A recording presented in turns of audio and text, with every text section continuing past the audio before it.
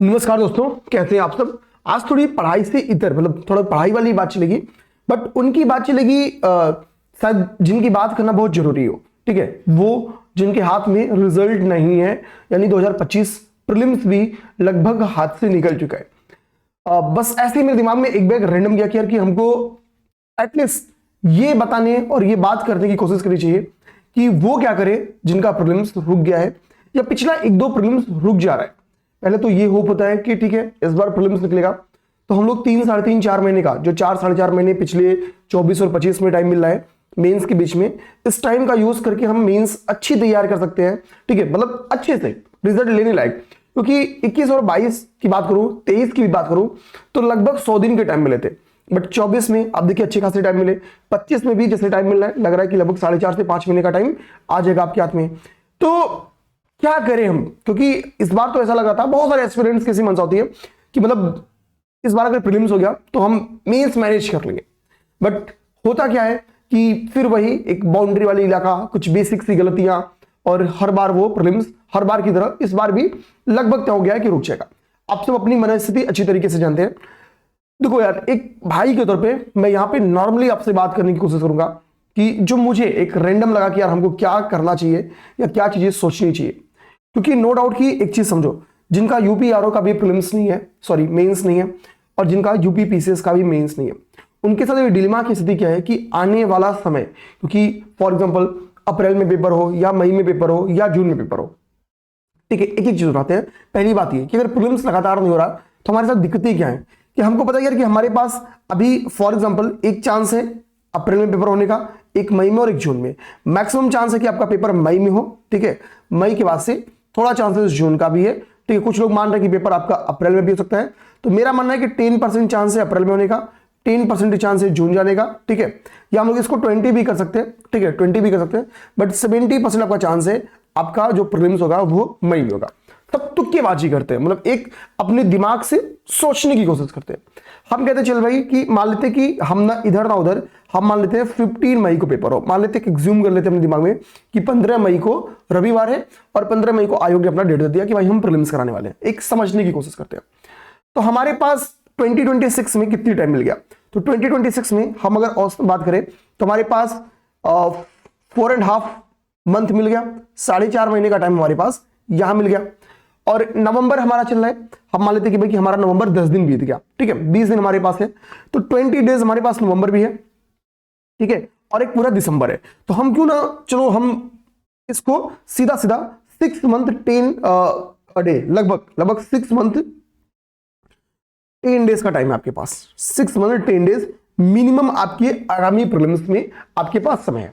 अब एक चीज सोचो मेरे भाई कि फॉर एग्जांपल आपने बहुत अच्छी तैयारी की, बहुत अच्छी तैयारी की, और हमने 2026 का जो प्रीलिम्स है हम जो 15 मई को देके आते हैं, जो हमने अपना एक मन मस्तिष्क से एक एज्यूम कर लिया एक डेट, तो क्या 15 मई को अगर हम प्रीलिम्स दिखा रहे हैं और हमने एक अच्छी कोशिश की, इतनी अच्छी कोशिश की कि हम नेक्स्ट डे या जब आयोग ने अपना आंसर की रिलीज किया, फॉर एग्जांपल आयोग ने अपना आंसर की 18 मई को रिलीज किया और 18 मई को हमने डिसाइड हो गया कि भाई 110% हम मेंस लिख रहे हैं, मतलब हमारी स्कोर ऐसे हैं, मतलब क्या 95 प्लस, इतने में क्या है ना कि कोई कैसा भी पेपर है, अगर 2023 की तरफ पेपर आया, 2025 की तरफ पेपर आया, तो ये कट ऑफ तो आपका सेफ कट ऑफ है, फिर एकदम सेफ कट ऑफ है ये।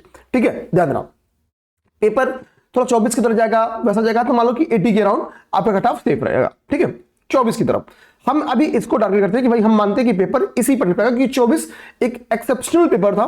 ठीक है, पिछले 5-7 सालों में हम लोग उठाए, तो 24 को थोड़ा सा साइडलाइन भी कर सकते हैं, इस पर करें वैसा पेपर आ जाए, वैसे पेपर को यूपी पीसीएस के अभ्यर्थी, ठीक है, और अच्छी तरीके से दे सकते हैं, सब चीज बातचीत करेंगे।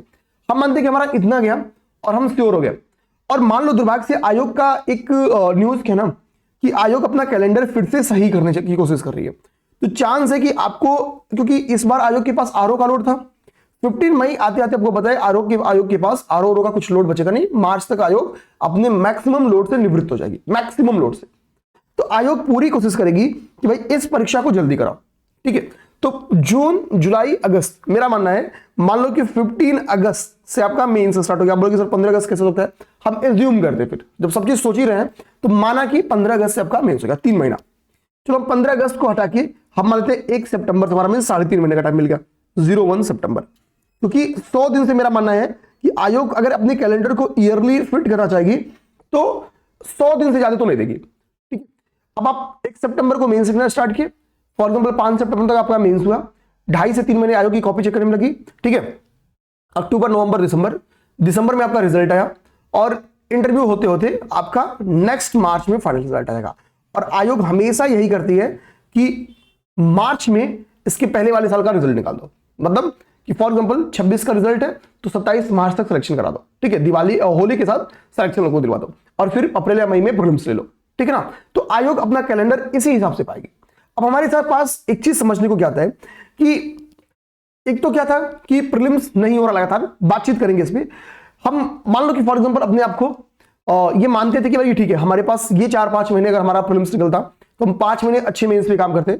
दुर्भाग्य से अगर हमारा मेंस नहीं भी होता तो हम मेंस के एक बड़े सिलेबस पे, एक बड़े एरिया पे अपना पकड़ बना लेते, ठीक है।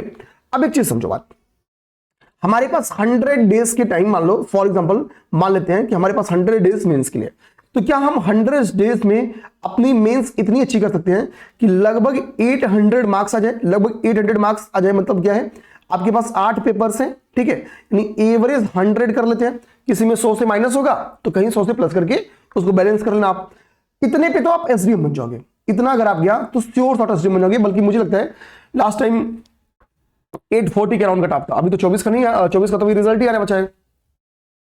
तो मान लो फॉर एग्जांपल इतना, और आप अगर 750 पहुंच जाते हो, 750, तो आप किसी ना तो किसी पीसीएस की पोस्ट पे चयन पाओगे, फॉर एग्जांपल एनटी, नायब तहसीलदार वगैरह, क्योंकि 820 उसके अराउंड उसके कट ऑफ जाते हैं, ठीक है। स्पेशल पोस्ट अगर आए तो स्पेशल पोस्ट का कोई ठीक नहीं होता कितना कट ऑफ जाएगा। अब हम मानते हैं कि हमको पीसीएस बनने के लिए 750 चाहिए और 50 नंबर का अगर और दम लगा दिए तो एसडीएम में कन्वर्ट करा लेंगे, ठीक है। अब ये मार्क्स इतने इजी नहीं है। अब हमारे पास क्या है कि क्या इस 100 डेज में इस 650 को टारगेट कर सकते हैं, समझ बात। मान लो कि भाई इस 100 डे में अगर आपकी पढ़ाई 10 दिन गड़बड़ा गई, आपके पास बचा कितना, 90 डे, तो 90 दिनों में हमको क्या करना होगा, 750 मार्क्स तैयार करने होंगे। आपको भी पता है कि जब अगर हम एक ऐसे साइकिल में जहां पे हमारा प्रीलिम्स बार बार हमारे लिए बैरियर बन रहा था और हमको एक अपॉर्चुनिटी मिल गई, बहुत सारे ऐसे रिजल्ट है मेरे भाई, मतलब बहुत सारे एग्जांपल है, यूपीपीसीएस में 1-2 एग्जांपल होते हैं हम लोग समझते हैं, बहुत सारे एग्जांपल्स हैं, ठीक है, जिनका प्रीलिम्स बार बार रुक रहा था, प्रीलिम्स हुआ, पहला मेंस का अटेम्प्ट था और फाइनल रिजल्ट कन्वर्ट हो गया। हमको भी अपना माइंडसेट वह रखना है, क्योंकि क्योंकि देखो हो सकता है कि आपके पास कोई एक आध ऐसे दोस्त हो जिनसे आप बात करते हो, मेरे पास मिनिमम 40 to 50 पीसेस गाड़ी का नंबर होगा मिनिमम। ले देखिए, जिस स्टोरी पे मैं फोकस होना चाहता हूं कि जिनका पहला मेंस था और रिजल्ट मिला, अगर हम वहां पे जाके अपने आप को केंद्रित कर लें तो इनकी संख्या भी मेरे पास अच्छी खासी इन द सेंस कि हम एक सैंपल टेस्ट एक का नहीं उठा सकते हैं, अपने पास 6-7 लोग हैं मिनिमम।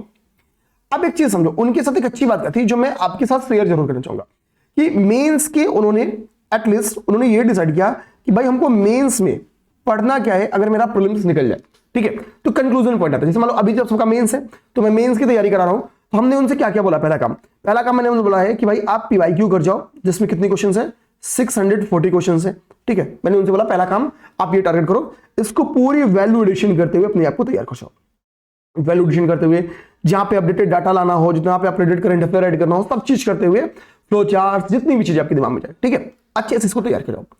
सेकंड चीज, भाई आपका मेंस है तो आप किसी ना तो किसी की टेस्ट सीरीज ज्वाइन नहीं करेंगे, किसी की, हम अभी बात पीछे अभ्यास की नहीं करने वाले, एक अच्छी जहां पर अगर आपको लग रहा है कि XYZ अच्छा है, ठीक है, आप उस पर ट्रस्ट करो। आप समझो सेकंड चीज हमारी क्या होगी कि मेंस की टेस्ट सीरीज ज्वाइन करेंगे। हम मानते हैं कि फॉर एग्जांपल हर मेंस की टेस्ट सीरीज कराने वाला, अगर आपके पास कुल 8 पेपर्स हैं, 6 जीएस के पेपर है, चलो हम 6 के जीएस के पेपर में फोकस हो गए, और मान लेते कि पर पेपर उन्होंने 2 ही पेपर कराया, क्योंकि टाइम लिमिट भी मेंस वालों के पास होता है, तो 12 पेपर्स कराया। एक पेपर में अगर आपके 20 क्वेश्चन हो गए तो आपके पास कितने क्वेश्चन हो गए मेरे, 240 क्वेश्चन। कितने क्वेश्चन हो गए भाई, 240 क्वेश्चन। तो हम कह लें कि भाई एक तो हमारे पास 640 पीवाईक्यू हो गया और हमारे पास 240 कहां से हो गया मेरे भाई, तो 240 क्वेश्चन हमारे पास हो गया, एक हमने मेंस की टेस्ट सीरीज कर ली। ओके, मेंस की अगर ओवरऑल सिलेबस पे आपको पकड़ बनानी है तो आप कोशिश करो लगभग 1200 क्वेश्चंस की प्रैक्टिस करने की। कितनी, लगभग 1200 क्वेश्चन। अगर आपसे 1200 क्वेश्चंस लिखा गए और उनको आपने अच्छी तरीके से एक वैल्यूएशनल नोट्स बना के उसका रिवीजन करके अपने दिमाग के किसी हिस्से में फिट कर लिया, तो मेंस लगभग आपसे हैंडल हो जाता है। मतलब जो आपका ये टारगेटेड स्कोर है, अगर वो 4-5 दिन आप बहुत नियंत्रित रख लिए, ठीक है, जो पिछली आपने प्रैक्टिस की है वो अनुभव आपके, वो कुछ ऐसा मतलब कुछ पेच ना फंसे कि भाई तबीयत खराब हो गई वगैरह वगैरह वगैरह, कोई इंसिडेंट हो जाए, एकदम कूल माइंड, जैसे ही आप मेंस का टेस्ट सीरीज दे रहे हो वैसे ही पहुंच के अगर आपने पेपर लिख दिया, ऐसा ही मान के कि हम एक मेंस का एक अच्छी टेस्ट सीरीज लिखने आए, क्योंकि जब आप 1200 क्वेश्चन लिख लेते हो तो पेपर भी आपको टेस्ट सीरीज लगेगा। क्यों? क्योंकि पेपर में जो 20 क्वेश्चन आपके सामने आएंगे ना, उनमें से 15 से 16 आपके पढ़ेंगे, मिनिमम 16 से 17, ठीक है। 4 क्वेश्चन चूंकि आपने 1200 क्वेश्चन के ऊपर लिखा है तो आप इजिली उसको मैनेज कर लोगे, इजिली उसको मैनेज कर सकते हो आप समझो। तो 640 प्लस 240 भाई आपको इतने लगभग हम लोग कह सकते हैं 880 क्वेश्चंस तो आपको इजिली यहां से मिल गए, इजिली। अब 320 क्वेश्चंस आपको और तैयार करना है। मार्केट में जब आप मेंस रहता है तो बहुत सारे और भी इंस्टीट्यूट्स की अच्छी इंस्टीट्यूट्स, भाई नो डाउट मार्केट में और भी लोग अच्छा काम कर रहे हैं, किसी एक की उठा लो तो 220 230 क्वेश्चन फिर आपके हाथ में आ गए, ठीक है। आपके इजिली आप 1200 क्वेश्चन पहुंच जाते हो। तो अब मैं ये नहीं कर रहा हूं कि आप पीसीएस अभ्यास का कोई 1200 क्वेश्चन का पैकेज आप वो तैयार कर लो, मैं ये भी आपसे नहीं कर रहा हूं कि भाई आप हमारे मेंस की जो अभी हमने पीआईक्यू बैच स्टार्ट किया आप वो ज्वाइन करो। मेरे कहने का मतलब मेरे भाई बस ये है कि आपको क्या करना होगा, एटलीस्ट अपने 50% हिस्से को इतनी स्ट्रांग करनी है ना जिसका कोई मतलब तोड़ ही ना हो, ठीक है। अब मैं यही बोलूंगा, अब देखो क्या क्या चीजें हम लोग इजिली कर सकते हैं, ठीक है। जैसे आप इसमें थोड़ा अपना हिस्सा चेंज कर लेना। मैं आपसे यही रिक्वेस्ट करूंगा कि इस बार का जब तक आपके समकक्ष लोग जो 25 का पेपर दिए, जिनका प्रीलिम्स निकलेगा, जो मेंस देंगे, उनके साथ आपको एटलीस्ट क्या करना है, पीवाईक्यू लगा लेना है। आप मेरे साथ नहीं, आप किसी के साथ लगा लो। पीवाईक्यू की एक अच्छी नोट्स बनाओ, पीवाईक्यू के एक एक क्वेश्चन सॉल्व कर जाओ, एक एक क्वेश्चंस की अंडरस्टैंडिंग बना लो। पीवाईक्यूज की भूमिका मेरे भाई इतनी है, डायरेक्ट तो क्वेश्चन मिलते हो तो भूमिका ही है, आपको अगला इंपॉर्टेंट एरिया क्या है, कहां हमको काम करना चाहिए वो समझ में आएगा। दूसरी बात क्या ना, अभी आप जो टाइम आपका बोरियत में बीत जा रहा होगा, दिन निकल जा रहा है, समझ में नहीं आ रहा कि कहां से स्टार्ट करें कहां से खत्म करें, कि जस्ट अभी प्रीलिम्स पढ़ा फिर क्या वहीं से स्टार्ट करें, आने वाले 6 महीने में कुछ दिख नहीं रहा है, ठीक है।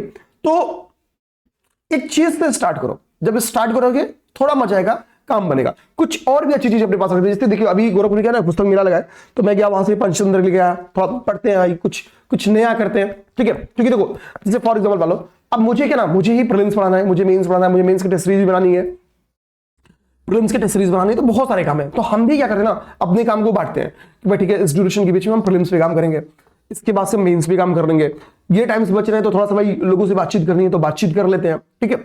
कुछ मैनेजमेंट करना है, किसी बच्चे की कुछ शिकायत है, एक ड्यूरेशन बांट लेते हैं, ठीक है, इस बीच में हम लोग क्या करेंगे वो चीजें देख लेंगे। आप भी अपने टाइम गैप को बांटो इसी तरीके से, एक ड्यूरेशन बनाओ जिसमें आप पीवाईक्यू के आंसर्स लिखोगे, अपने हिसाब से वो टाल लो कि भाई हमको क्या करना है। मान लो 640 पीवाईक्यू है और आपके पास 6 मंथ है, हम मानते हैं कि आप उसमें से 6.5 महीने हैं, ठीक है। हम मानते हैं कि 3 महीने 15 दिन आप मेंस अभी पढ़ो, मिनिमम 3 महीने 15 दिन, तो 3 महीने 15 दिन लगभग 100 दिन, चलो 105 दिन हो जा रहा है, हम कह रहे हैं 100 दिन पढ़ लो। तो हम अगर 640 को 100 से भाग देते तो एक दिन में 6.40 क्वेश्चन जा रहे हैं। कुछ क्वेश्चन रिपीटेड है पीवाईक्यू में, तो हम कहते हैं आप पीवाईक्यू का डेली कितने क्वेश्चन लगाओ, 5 क्वेश्चन। क्लियर बात? आप इसको कैसे लगाओगे, आप मार्केट में अभी बुक्स नहीं आई अपडेटेड, ठीक है, मार्केट में जाओ और 2 पीवाईक्यू की बुक कर दो। एक पीवाईक्यू की बुक कर दो आपको क्रॉनिकल की, ठीक है, क्रॉनिकल की। दूसरी पीवाईक्यू की बुक कब कर दो, आप चाहो तो दृष्टि की, या दोनों में से कोई एक तो मिनिमम खरीद लो, दृष्टि और क्रॉनिकल में से, ठीक है। क्रॉनिकल अभी पिछली साल ही पहली बार निकाली है, अच्छी लिखी गई है, तो इसको मतलब वैल्यूएडिशन के चांस हर जगह है मेरे भाई, ठीक है। अब जैसे हम ही लोग क्लास ले रहे हैं तो खूब कोशिश कर रहे हैं कि जितनी वैल्यूएडिशन निकला दें। क्लास में बहुत सारी ऐसी बातें होती है जो आप नोट्स में मतलब अपने कंटेंट में नहीं निकाल पाते हो, बट क्लास के बीच में फ्लो चार्ट्स में चीजों को समझाने में निकाल लेते हो, ठीक है। तो क्रॉनिकल्स आप पीवाईक्यू अच्छी लेना चाहते हो, एक बुक तो मैं कहूंगा क्रॉनिकल अभी आई नहीं है मार्केट में, मैंने जाके देखा है, पुरानी कहीं बची हो तो ले लो, 24 आंसर उसमें नहीं रहेगा, बट आप थोड़ा वेट करना चाहते हो तो थोड़ा वेट कर लो, कोई दिक्कत नहीं, ठीक है ना। इसको ले लो, अच्छी बुक है। आप इसको क्या करना है, आपको पढ़ना है, उसमें थोड़ी सी सोचना है और वैल्यूएडिशन करना है, कुछ एग्जांपल्स ऐड करो, ठीक है, फ्लो चार्ट्स बनाओ। आपको ये सोचना होगा कि अपने आंसर्स को कैसे एग्जामिनर के सामने ऐसा रिप्रेजेंट करें कि भाई वो क्वेश्चन की डिमांड देखे, क्वेश्चन देखे और उसको समझ में, ठीक है, सामने वाले ने क्वेश्चन का डिमांड पूरा किया है, ओके। ये चीज समझो आप, एक तो ये काम कर लो। तो डेली 5 क्वेश्चन आपको लगाने। इस 5 क्वेश्चन को लगाने में ऐसा नहीं कि ये 2 मिनट में आपका काम बन जाएगा भाई। इसके लिए आपको मिनिमम अपने जीवन का, मिनिमम मतलब दिन भर का, बात है जीवन का नहीं, अपने दिन भर का कम से कम 2.5 आवर, 2 से 2.5 घंटा, ठीक है। जो नए नंबर लेंगे एटलीस्ट 2 घंटा, 2 से 2.5 घंटे का टाइम लगेगा आपका। यूजफुल टाइम के 2 से 2.5 घंटे बीत जाएगा, ठीक है। अब एक काम करो, आप अगर कहीं से कुछ वैल्यूएशनल कुछ एक आध आंसर्स और लिख पाओ तो ठीक है, नहीं तो एटलीस्ट ये इतना काम करो। प्लस GS5 इस वक्त की देखो मेंस है, मेंस है ना, तो बहुत क्या होगा कि जनरल हिंदी, जो GS5 छोड़ो, जनरल हिंदी की अच्छी अच्छी क्लासेस कुछ टीचर्स की चल रही होंगी, आप जनरल हिंदी को फोकस कर लो, ठीक है। और इसको कोशिश करो कि किसी बुक के थ्रू जाने से पहले किसी एक अच्छे टीचर से क्लास कर ले। मैं कहूंगा आपसे इसकी क्लास कर लो। मान लो अभी आपके पास टाइम है तो आप जनरल हिंदी पे समय दे लो, क्योंकि जब आपका प्रीलिम्स निकलेगा फिर आपको जनरल हिंदी का नोट्स पलटना होगा और टेस्ट देके अपने आप को फिट करना होगा एग्जाम के अकॉर्डिंग, और जितनी भी नॉलेज है वो यहां से पढ़ा दो। आप अभी से चाहोगे थोड़ा सा जनरल हिंदी पे काम कर लोगे तो आपका ग्रामर सेक्शन अच्छा हो जाएगा, क्योंकि इसको भी एक जीएस के पेपर के तौर पे लो। यहां भी लोग 100+ स्कोर करते हैं, तो क्यों हम नहीं कर ले भाई। आपको मैं बताऊं मेरे भाई, ठीक है, मान लो फॉर एग्जांपल जैसे इसी बार का मेंस मान लो 15,000 लोगों ने लिखा ना मेंस, लिख के ले लो। इस 15,000 लोगों में कम से कम ऐसे 500 लोग होंगे, 500 लोग होंगे जो जीएस में, सॉरी जनरल हिंदी में 500 नहीं तो 100 तो मिनिमम होंगे, 100 क्या 200 मान लो, जो 100 पार करेंगे। तो हमारे पास एक एग्जांपल होते तो हम मान लेते ना, हम एक एग्जांपल होते तो भाई हम मान लेते हैं। यानी हम लोग कह सकते हैं कि भाई हर 150 में 2 लड़का, तो मिनिमम 100 की क्राइटेरिया में जा रहा है, 100+ जा रहा है, और ये 90+ चले जाओगे ना तो इसकी संख्या मतलब जो 15,000 लिखो ना उसमें से 2,000 के करीब में हो जाएगी। तो यानी 90+ या 100+ जाने वालों की संख्या मैं बताऊं कि है अच्छी खासी है, बल्कि मैं 15,000 में श्योर हूं कि मिनिमम 500 लोग 100 पार करेंगे, मिनिमम 500 लोग। तो हमको कोशिश करना है कि इसी में शामिल हो जाना है, मतलब हम भी जीएस जनरल हिंदी में 100 पार कर ले। इसके लिए आप अभी अच्छा काम कर लो। तो जब ग्रामर सेक्शन पे जो पत्र लेखन है, ठीक है, सारांश वगैरह, जब एक एक चीजों पे आपकी अच्छी काम हो जाएगी तो भाई नंबर्स क्यों नहीं मिलेंगे, पहला काम। सेकंड काम आपको क्या करना है, देखो सेकंड काम, दूसरा हमको, ठीक है, यहां से ठीक अगला काम कर लो। एक बहुत ही प्यारा सा पेपर है, उस पेपर का नाम है एथिक्स। एथिक्स, ये एथिक्स एक ऐसा टॉपिक है जिसको तैयार करने में आपका मैक्सिमम टाइम कितना जाएगा, 20 to 30 डे। केवल अगर आप एक दिन में 2 घंटे से 3 घंटे दे दो तो ठीक है आपका तैयार। अब आपको क्या करना है, ये पेपर आपको तैयार करना है, एथिक्स की आपकी तैयारी हो जानी चाहिए। तो अगर आपने एथिक्स अपनी तैयार कर लिया, अगर आपने अपना जनरल हिंदी तैयार कर लिया, आप इस बीच में अपनी पीआईक्यू तैयार करो, ठीक है। एथिक्स में मान लो आपने डेली क्या किया भाई, 1 घंटे से 1.5 घंटे का टाइम दे दिया, ठीक है। आपको किसी टीचर पे ट्रस्ट हो कि हम इनकी क्लास को देख के एथिक्स अच्छे कर सकते हैं, वो कर लो। उनके नोट्स पे ट्रस्ट हो, वो कर लो, ठीक है। मैं ये कहूंगा कि एथिक्स का आपको कोशिश करके 100+ क्वेश्चन सॉल्व करना है। कितना, 100+ क्वेश्चंस। और एथिक्स का 100+ क्वेश्चंस आपको पीवाईक्यू में ही मिल जाएगा, ठीक है। और इसके लिए मैं कहूंगा केवल और केवल आप यूपीएससी का पीआईक्यू सॉल्व कर जाओ। अगर आप किसी की क्लास में देखना चाहते हो, केवल यूपीएससी का पीआईक्यू सॉल्व कर जाओ, क्योंकि यूपीएससी का पीआईक्यू सॉल्व कर जाओगे तो स्टेट पीसीएस का भी पीआईक्यू साथ में सॉल्व हो गया, ठीक है। क्लियर बात बोलूंगा भाई एकदम। अब क्या है, आप देखोगे आपके पेपर में 24 का भी पेपर, किसी भी साल का पेपर उठा लो तो लगभग यूपीएससी से कॉपी पेस्ट आ जाता है क्वेश्चन, लगभग कॉपी पेस्ट आ जाता है। तो हम अगर यहां भी एक अच्छा स्कोर कर ले तो आप सोचना, अब हमारा प्रीलिम्स निकले तो हमने एथिक्स तैयार कर लिया है, ठीक है, एथिक्स तैयार कर लिया, हमने जनरल हिंदी तैयार कर ली, ठीक है, हमने 600 क्वेश्चन पीआईक्यूज तैयार कर लिए। अब हमारे पास बहुत कुछ बचा नहीं। अब इसी में से आप कोई चाहे कि sir for example general Hindi तो हम एक ही महीने में 1-1 घंटे 2-2 घंटे देके तैयार करेंगे, 1 घंटे भी देंगे तो आने वाले 1-2 महीने में जनरल हिंदी तो रट जाएगा हमको, मतलब 100% 100+ स्कोर तो इसी बार कर दूंगा, ठीक है। तो वो लोग क्या करें भाई, 1 महीना बच गया, एथिक्स भी आपका भाई 2 महीने में खत्म हो जाएगा। तो बचे हुए 1 महीने में, आपको मैंने बोला 3 महीने मेंस पढ़ लो, तो बचे हुए 1 महीने में आप क्या करना है भाई, GS5 और 6 में से किसी एक पे काम कर लो, या टाइम बच जाए तो दोनों पे काम कर लो, ठीक है। इस तरीके से आपको क्या करना है, ठीक है, सिंपल बताऊं, ये मैं अपना थर्ड वाला पॉइंट यहां पर बताऊं। आप मेंस पे आपका बहुत आराम, जब एक बार देखो शुरुआत करने में मेरे भाई दिक्कत है, बस आपका मेंस करने में आपका लगभग 7 आवर 6 to 7 6 आवर मान लो आपका मेंस करने में निकल जाएगा, 7 घंटे तो नहीं लगेगा, 6 घंटे निकल जाएगा, ठीक है, 6 घंटे मेंस में निकल गया। अब आपको क्या करना है, प्रीलिम्स को छोड़ना नहीं है। हम कह रहे हैं अगर हम बाउंड्री पे जा जाके प्रीलिम्स रुक जा रहे हैं, बेसिक्स गलती होती है तो हम प्रीलिम्स छोड़ेंगे नहीं। प्रीलिम्स के लिए आपको क्या करना है, आने वाले 3 महीनों में 3 सब्जेक्ट अच्छे करने हैं। ठीक है, हम 2-2 घंटे भी अगर डेली प्रीलिम्स पे दे दे, 2 घंटे, तो अगर हम 30 दिन दे दे तो हमारे पास कितने घंटे हो गए, 60 घंटे। 60 घंटे हो गए। अब बताता हूं मैं क्लियर बताऊंगा। पहले क्या करो, अब पहला काम जो नॉर्मली हर मैक्सिमम स्टूडेंट छोड़ देते हैं, साइंस अपनी अच्छी करो। साइंस अच्छी करो। पेपर में आपको 20 क्वेश्चन मिलेंगे और बहुत सारे सदाई क्वेश्चन होते हैं, अच्छे क्वेश्चन पूर्वावलोकन से लग जाएंगे।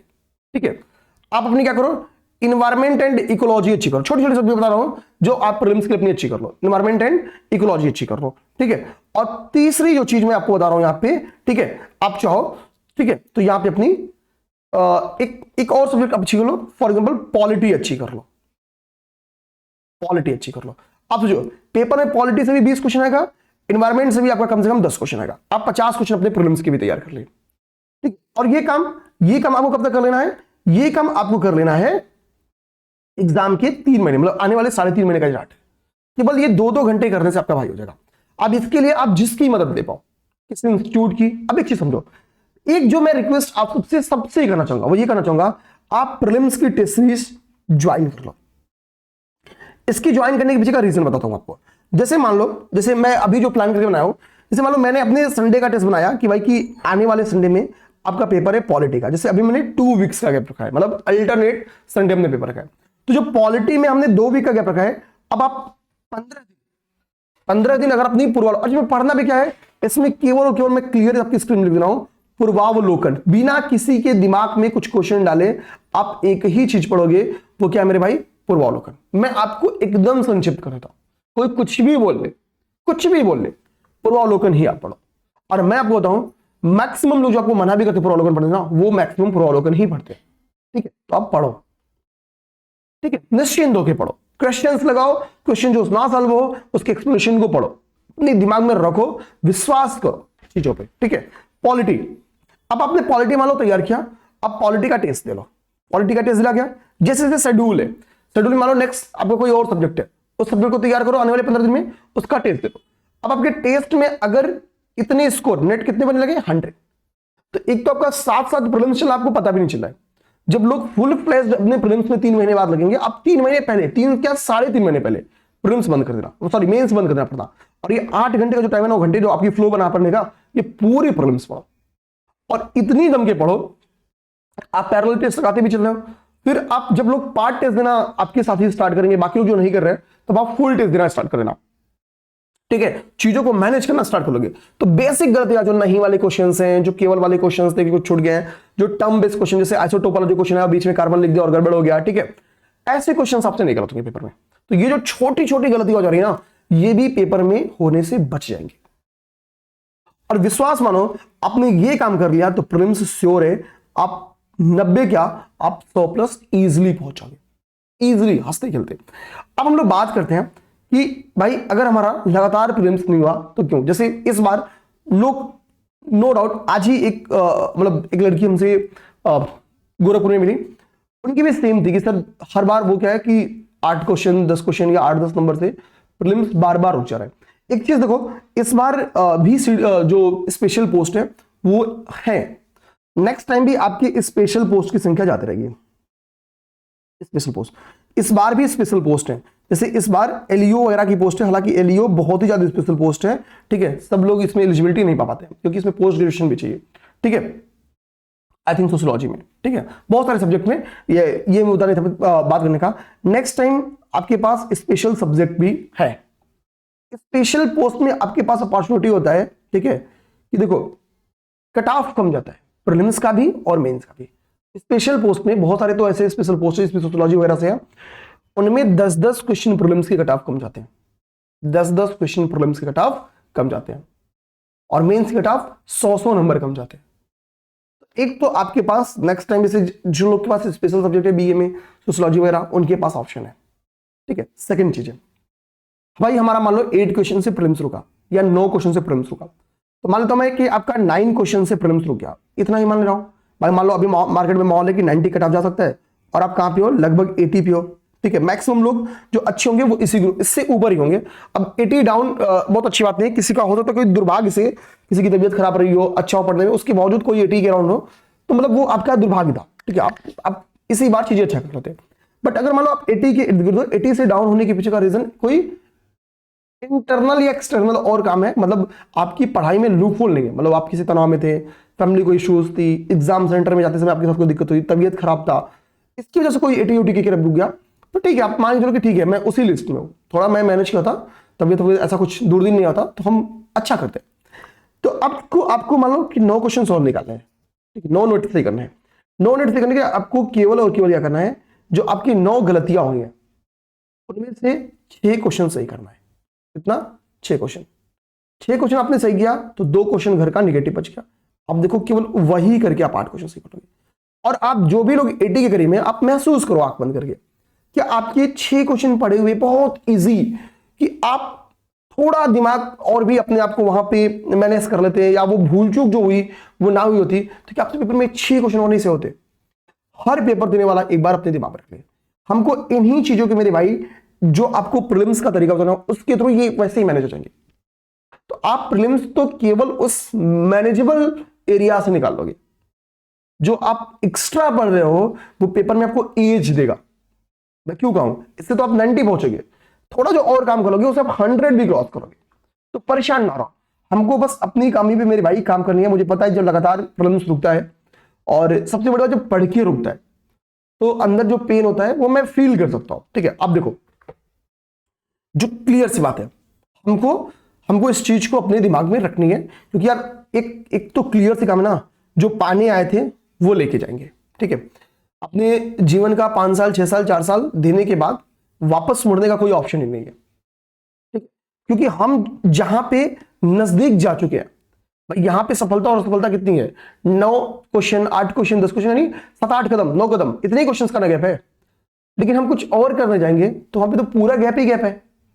तो मेरे लिए यहां गैप भरना आसान है, क्योंकि हमने यहां काम किया है। हम यहां पे अपने गैप्स को भर के और चीजों को सही कर सकते हैं। ये काम करना पड़ेगा, ठीक है, और वो हम ही आपको करना पड़ेगा, कोई बाहर ही आके नहीं करेगा। अगली बात है, तो कुछ लोग के साथ दिक्कत क्या है ना, बैकअप प्लान्स की, क्योंकि यार नो डाउट कि एक टाइम के बाद ये जो ऑप्शन बी का एक क्राइटेरिया है वो आ जाता है। एक इनिशियल फेज में जब आपका फर्स्ट अटेम्प्ट सेकंड अटेम्प्ट रहता है या थर्ड अटेम्प्ट रहता है, तो आपको ये एक बार मैं कह सकता हूं कि आपके दिमाग में ऑप्शन बीज नहीं जाते हैं।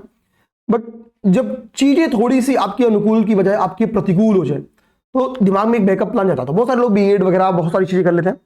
तो बैकअप प्लान में तो मैं कहूंगा जिनका स्पेशल पोस्ट है इस बार, मतलब जो बीए सोशियोलॉजी वगैरह से, इस बार पॉल साइंस से भी जैसा खबर आ रही थी डीपीओ की वैकेंसी में कुछ ही सीट रहेगी, 10-11 सीटें रहे, बट उनके लिए भी रहेगा, मतलब 10-11 सीटें ही बहुत सीटें हैं, वो 10-11 कम सीटें नहीं है, ठीक है।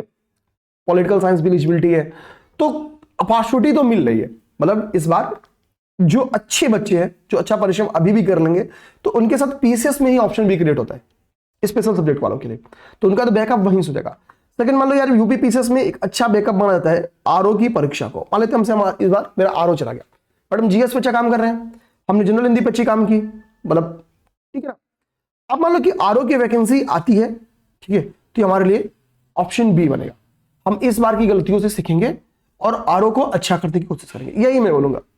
बाकी और भी चीजें हैं, आप किसी भी चीज में, फॉर एग्जांपल किसी वनडे एग्जाम में और चीजों में जाओ, तो नो डाउट कि आप परेशानी खुद को पाओगे, क्योंकि आपको जीरो से स्टार्ट करना है। ऐसा नहीं कि वनडे एग्जाम का तो वो हाल है, मतलब जो लोग स्विच करते हैं, बहुत सारे लोग ऐसे परेशान है कि सर मैं यूपी ट्रिपल की ये परीक्षा दे रहा हूं।